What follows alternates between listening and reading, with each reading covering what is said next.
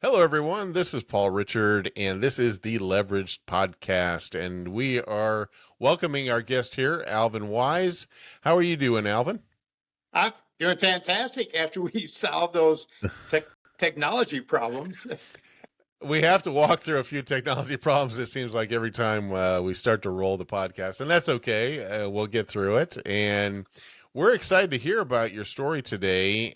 One of the things I was going to ask you is, what is your background? We really haven't had a chance to talk about this. What is your work and life background a little bit? Give us an update.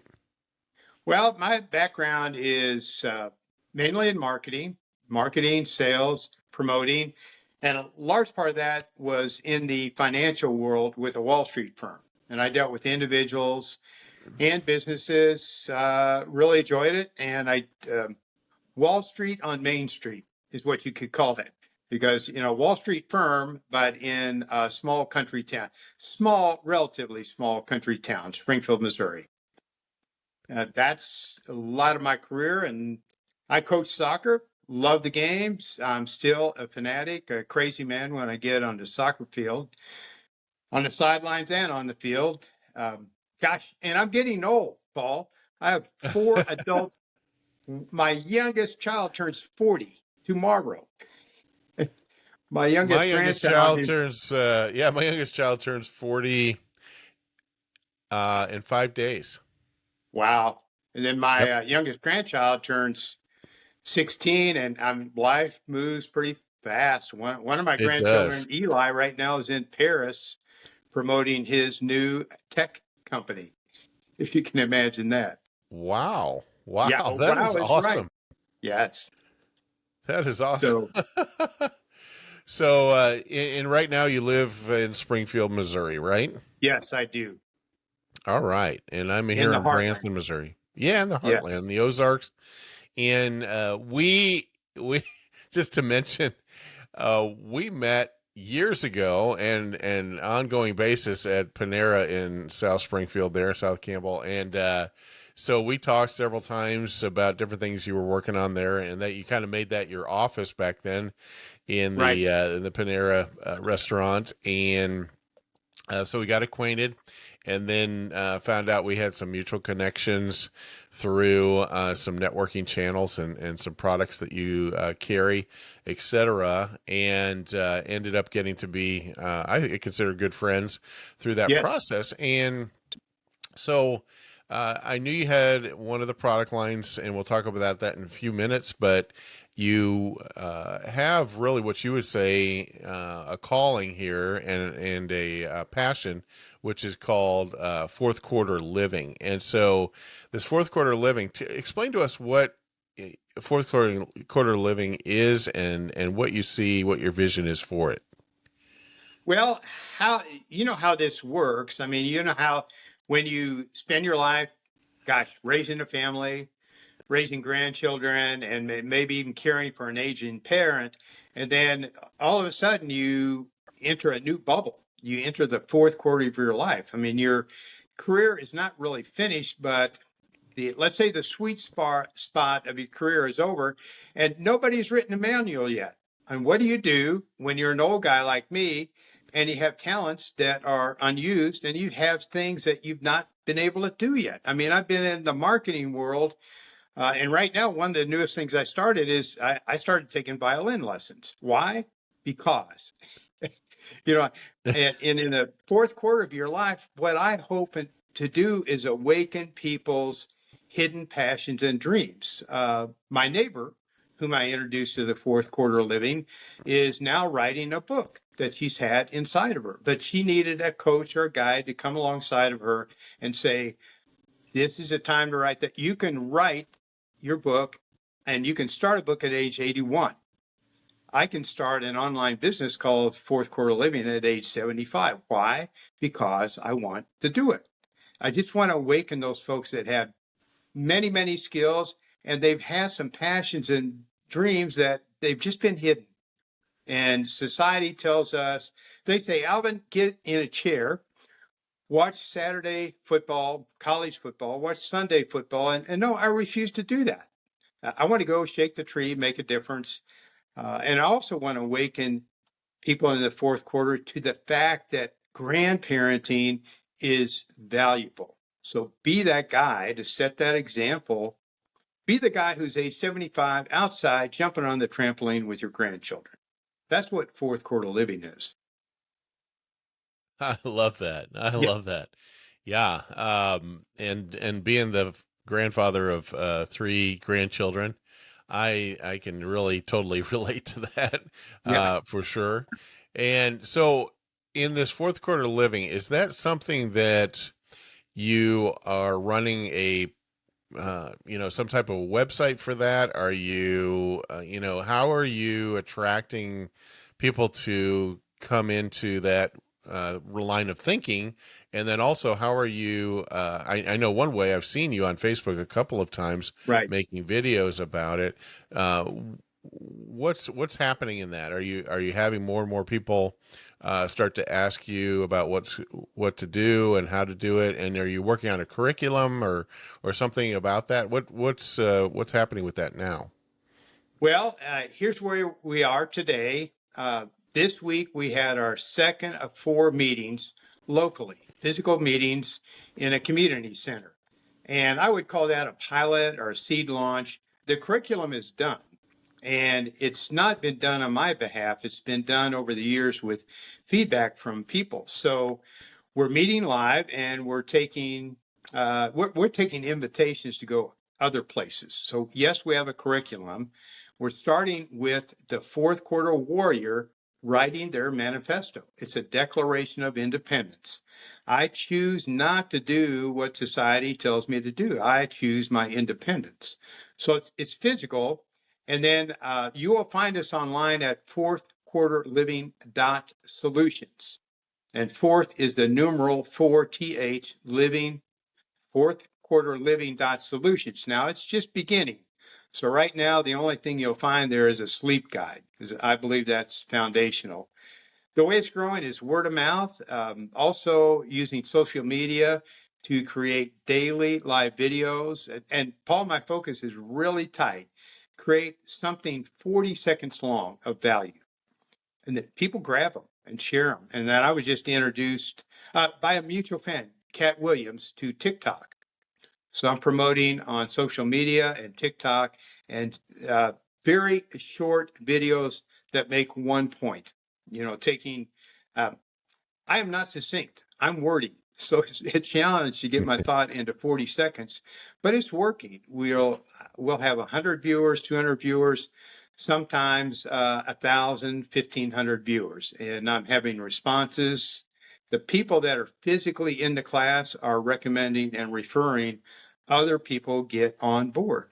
Uh, it has legs. It's real. And we're at the beginning. So you know what? It's messy. It's very messy, but it's a whole lot of fun. And if you want to get involved today, you become a charter member. And a charter member is your input will be used to write ongoing curriculum. But that's what we're doing today. And the podcast. That's one way to get the word out, to get with a successful guy, an influential, successful guy like you, Paul. So that's a plug for you, Well, by the way. Yeah. well, thank you. And it's interesting, this podcast. You are, I believe, number 7 in our podcast Oh, guests good. so far, and I booked about 12 more guests earlier this week to in the future, and so things are starting to grow in that realm as well with me. And I'm kind of like you in this realm. I call it ready, fire, aim. Yes. And you have to get moving, and I believe God can't steer a parked car, so I've got to get moving and start doing things and be moving forward in that way. And I think that's so inspiring. So what I hear you saying about this whole fourth quarter living is, number one, you said you focused on sleep here in the beginning, and of course, actually, that's super important, more than I can even express to you. And I've seen a lot of recent research into the subject that, because a lot of people are proud that they don't have to sleep much, and a lot of those causes biological issues and those types of things, health issues. And we can go into that maybe on another podcast, but basically, what I hear you saying is that in this fourth quarter living, if you can inspire people to take the knowledge, the experiences that they have, and be participating in life rather than sitting on the sidelines, that's where you want to see them go. So the small meetings, or the meetings that you're starting here locally, I should say, that's a beginning. Do you see this moving towards something of a nationwide or worldwide, regular gathering type thing, or what do you see in that? Do you have a Well, vision for that? I do. I have a vision, and I started locally just so that my messaging could be very clear and very succinct and very targeted. That's because, I mean, there's some language in Missouri that only in southern Missouri do you hear that language. So I wanted to Right. be targeted. And then I want to back up a moment. And the sleep guide I wrote simply because people requested it. But our starting point is when you come to us in fourth quarter living, you take a quiz, a fourth quarter living manifesto quiz, and it will tell you clearly what your strengths are and your challenges. Challenges being a nice word for you need help. And then the second step is based on that quiz, you start writing your fourth quarter manifesto. And I'll give you a little taste of it. One of the first Yeah. things you do is you write, I refuse to. For example, I refuse to participate in anybody's chaos or anybody who's wasting my time or anybody that will deny me the privilege and the right to pursue my passion. If you're not believing in my passion, Paul, that's okay, but you're not going to have a piece of my time. And Right. then on the flip side, you choose to, and I choose to be very strong, very vocal, very bold about my faith and my 12-step program.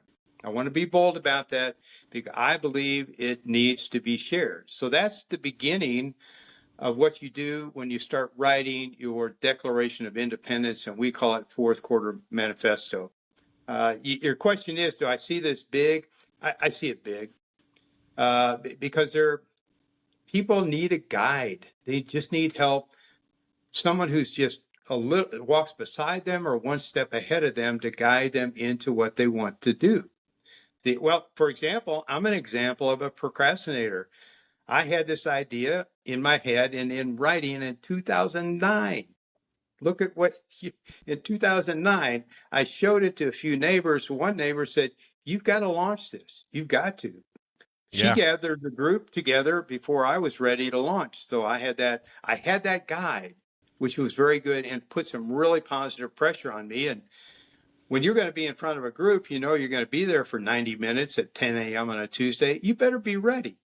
And and I challenged her too. You need to get out of your house, grab your laptop, go to Panera Bread, because that's where all the cool people are, and start writing your book. Yeah, I mean, Yep. that's where I met you. I believe people are looking for a guide, something who believes in them just a little bit more than they believe in themselves and can ask the tough questions about what's your reality? Can you get authentic with me, Paul? What have you done all your life? But what do you really want to do?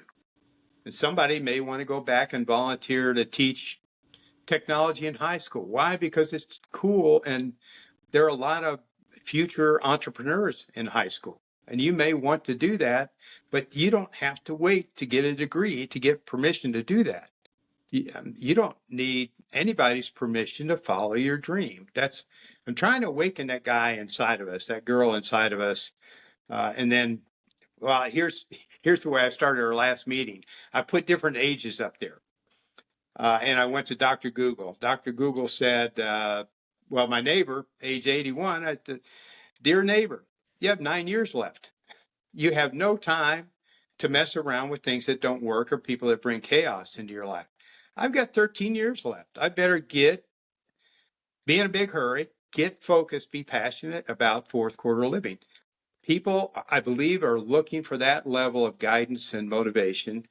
That's how I see fourth quarter living. And that's how I see it working and going forward. And yes, it will be national. It will be national. And I predict within the year.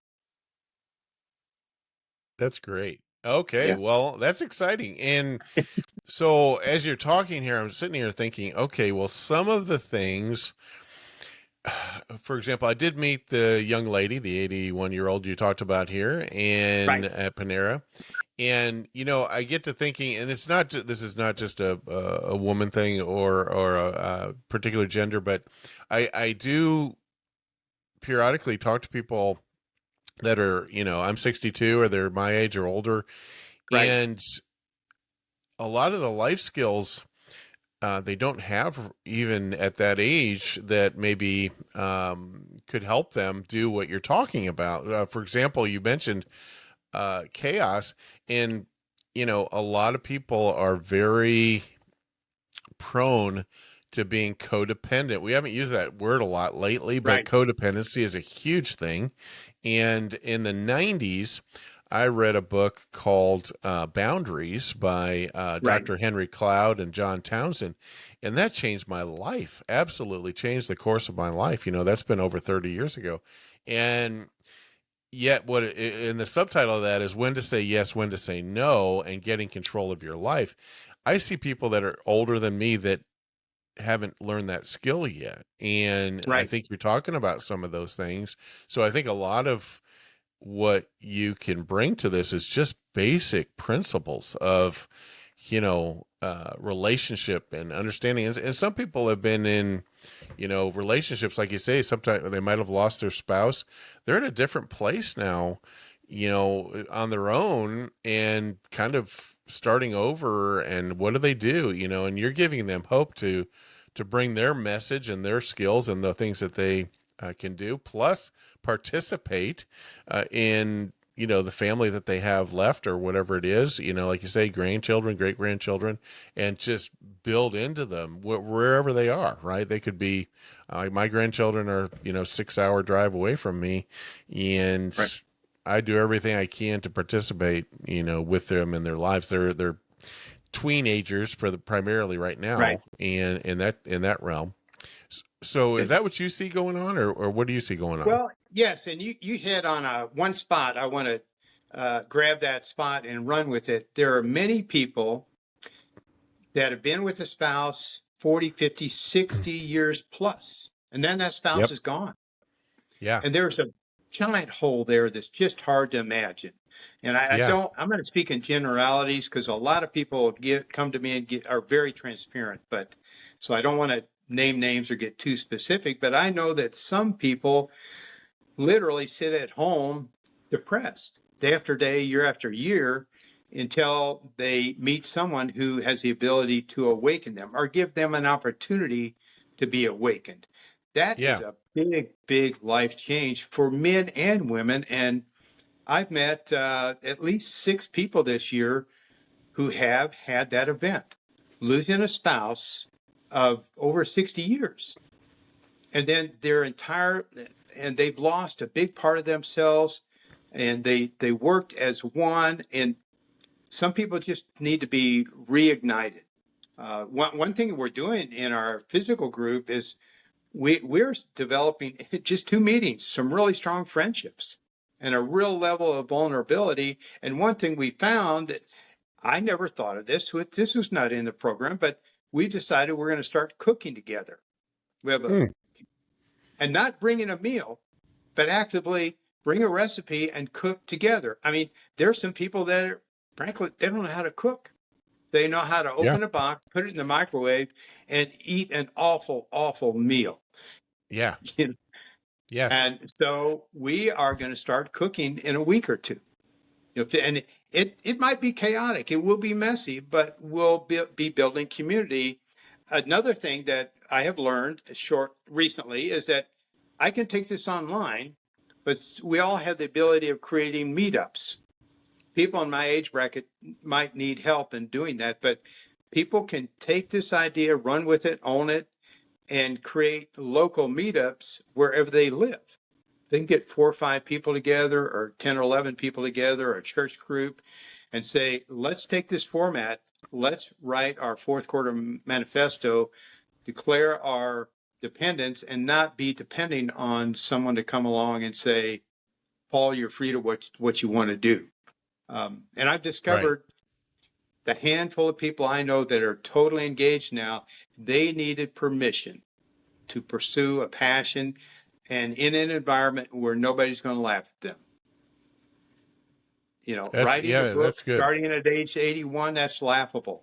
No, it's not laughable because she'll finish it in 12 months, 18 months. She's on her way, but she needed that guide to appear in her life. And not someone who knows everything, but a guide that can get them in front of the right people. Like, a lot of people. And if Yeah, I'm wanting to write a book, you can introduce me to someone that can help me do that that's right. because That's of right. your connections. You don't have to know how to do it to be the guide. You just have to be a good curator of that information and those connections. Uh, but good point about people that lose their spouse. It's a life change, and frankly, Paul, none of us are ready for it. No one is prepared to lose a spouse that they've been in bed with, in a kitchen with, argued with, been on car trips with for over 60 years. No one is ready for that.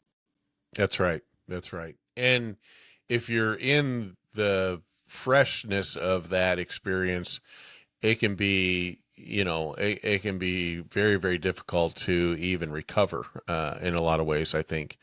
And so it depends on when your vision, when you touch them with the information and the relationship that you're talking about is so important. And you're also in that fourth quarter, you're facing issues of long-term care is a Right, concern, and should I still work or not, do I move into assisted living, do I do all those things are you're trying to mentally prepare for some of those things, and maybe you're downsizing on your right, right. your your things, which is can be emotionally difficult as well, etc.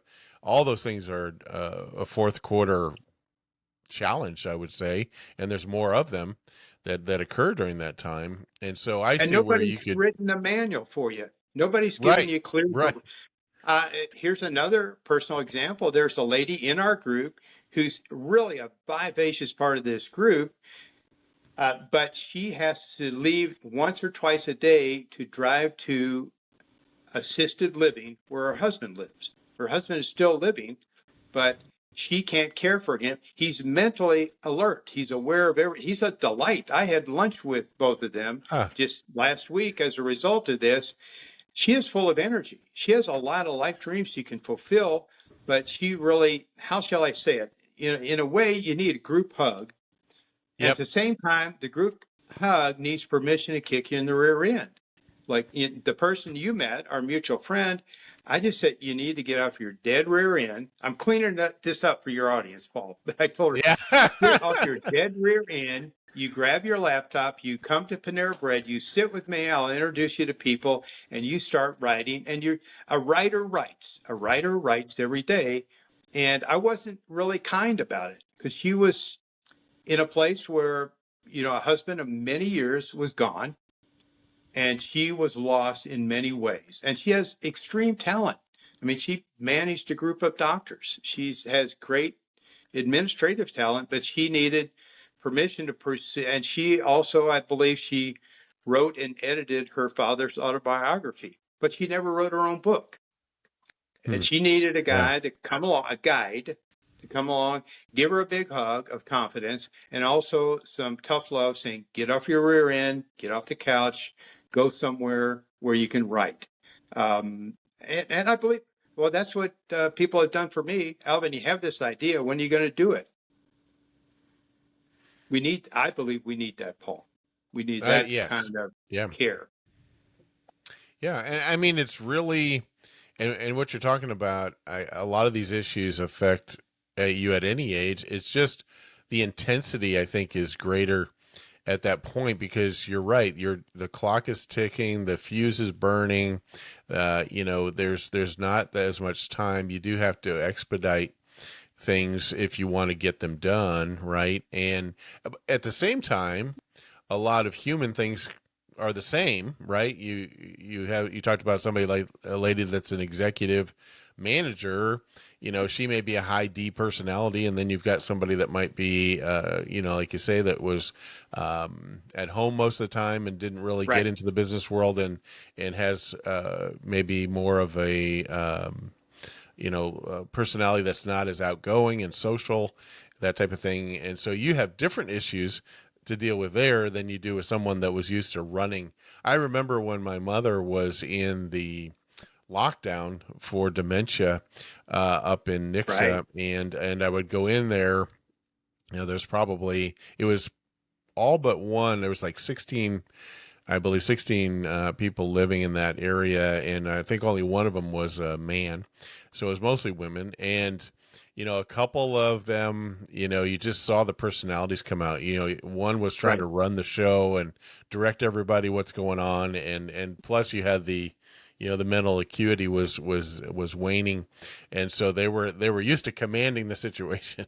And then my mom, Right. for example, she was a very quiet, not antisocial, but just very quiet, and like one-to-one conversations over, public events and that type of thing. And so you start to see those. And so in your fourth quarter, those things sometimes can manifest even more than before, because sometimes I guess you'd say your filter comes out, or your filter drops a little Right. bit more, and that type of thing.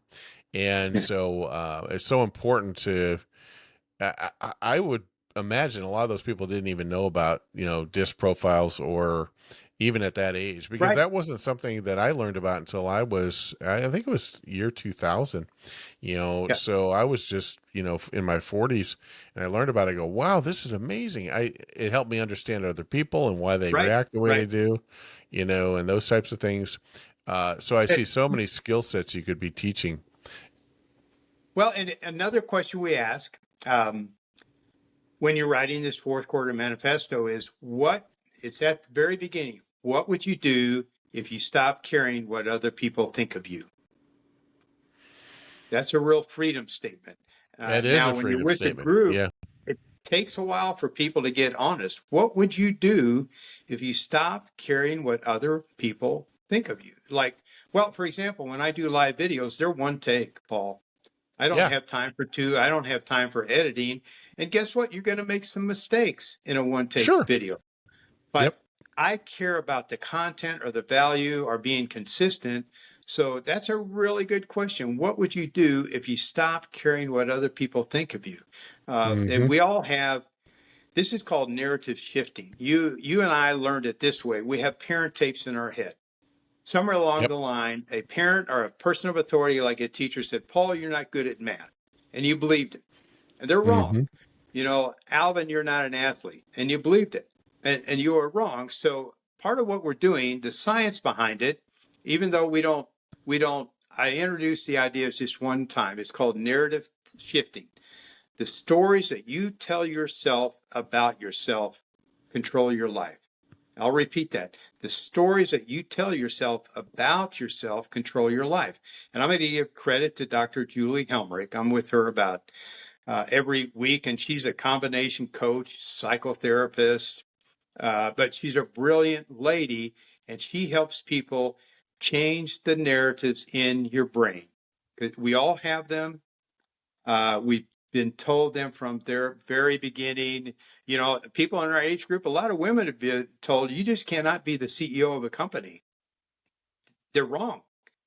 They can be, they have the skill set. I was told as a young child, you're not an athlete. Well, turns out I needed glasses. High school, I played 4 sports. Now I can lie about it because there were no videos, but I was average to below average on my best day. But I did play 4 sports. But I heard the message all my life that, Alvin, you're not an athlete. I was short and brainiac and overweight, uh, but then that message was in my head, and they were very wrong. And that's called narrative shifting. It's science-based information. People at any age could use some help there. Take the stories that you're in your head, redesign them to serve you better. And these are the stories that you tell about yourself to yourself, narrative shifting. And we're fully embracing that concept in fourth quarter living. That's awesome. And so in the fourth quarter living, where you're at right now with this vision, what is the next step? What do you see as the next step in progression as you've learned what you've learned so far? The next step is to continue live on the ground, boots on the ground, and then open. And, I have a website and a web presence, but it's very small, to use advertising via social media, via word of mouth, and then get this program online. That is the next step. And it's not, and it's just a matter of taking materials that are good in print and making them mobile accessible, mobile friendly. So you could actually take that questionnaire on your phone. You can start writing your manifesto on your phone. And then also being very, this is a challenge, being very clear and simple for those of us who are digital immigrants. And let me clarify, if you and I were not born with an iPhone in our hands. Our Right. children, grandchildren were. So if you need to know how to fix a printer or something, you get your 12-year-old neighbor. So, Yeah. but that's not the case for you and me. We're entering into a world where English speaking and the whole world is speaking Spanish or Greek. We're digital immigrants. So a challenge there is to make it very ultra user friendly for people in my age group. That's a challenge. That's another challenge. If somebody came to you and said, I'd like to start a chapter, in Des Moines, Iowa, or in Louisville, Kentucky, or something like that, are you prepared to help support them do that, or what do you think about that?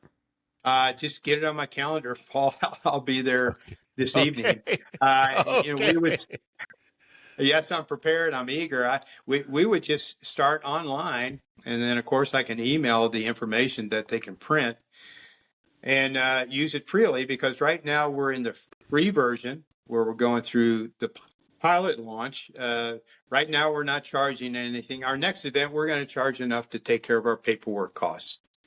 But then Got it. when it becomes after we go through this pilot launch, it will be available online. It will be for a fee.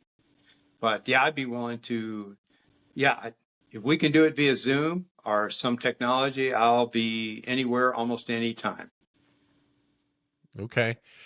Statistically, have you looked into, the population is statistics as far as what, your audience is right now and compared to what's coming up as time progresses? Because isn't it true right now about 80 million or so people in the U.S. are in the fourth quarter, or is that not true? I don't Right. know. I Yeah, think 80 that's just million one. is a good number.